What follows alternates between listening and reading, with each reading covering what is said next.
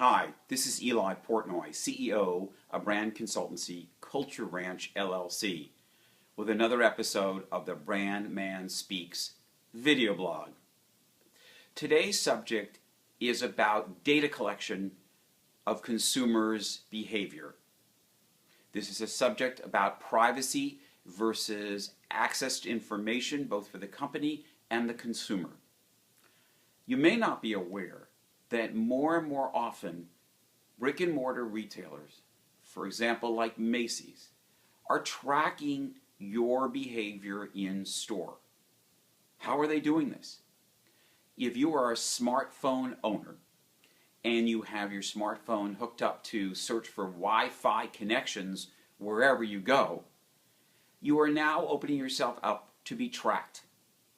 And this can be a good or bad thing depending on your point of view. How is this working? When you walk into a store, potentially like a Macy's or another retailer that has a special kind of software program and video tracking program in place, it can read your phone's GPS and searching for a Wi-Fi source and begin to track you. They can see where you go in the store, how long you linger, and if you go back time and time again because it stores your unique ID for your phone, they can see how frequently you come to that store, how frequently you spend a lot of time there versus a little time. They're segmenting it versus men versus women versus children. People are beginning to be upset by this. Matter of fact, Nordstrom's had announced publicly that they were beginning to do this kind of tracking of consumers in their store. And there was very severe feedback that was not positive to Nordstrom's, and the program ended this past May. The intent seems like a good one to a lot of consumers who are interested in deals and specials that they get online at their email accounts by being a frequent customer of a store or tapping into the website of a store and wanting to know what's going on so they can get special treatment. The problem seems to be there's a difference between getting it home on your email and getting it on your phone live when you're in the store shopping. To some people, this feels like it's gone overboard in terms of going beyond where privacy should be protected.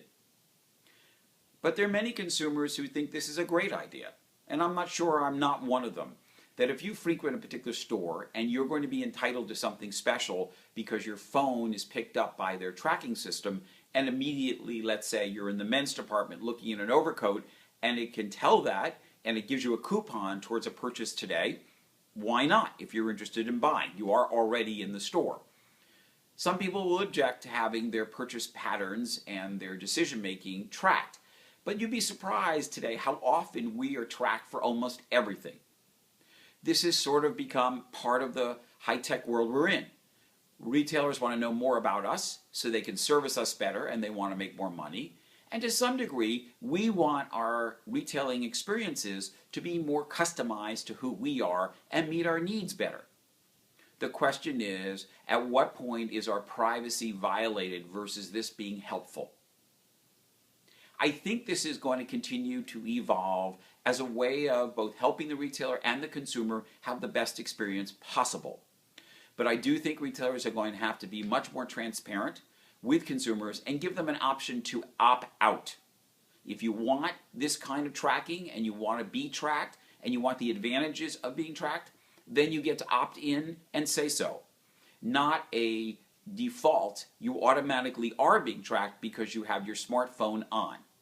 Now in the short term, one of the things consumers can do is turn off their Wi-Fi searching mechanism, and that will stop some of these software programs that stores are using from being able to track you.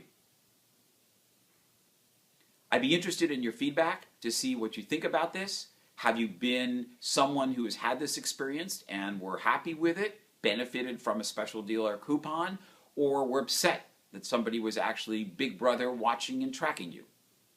Please let me know, and we'll talk about this further.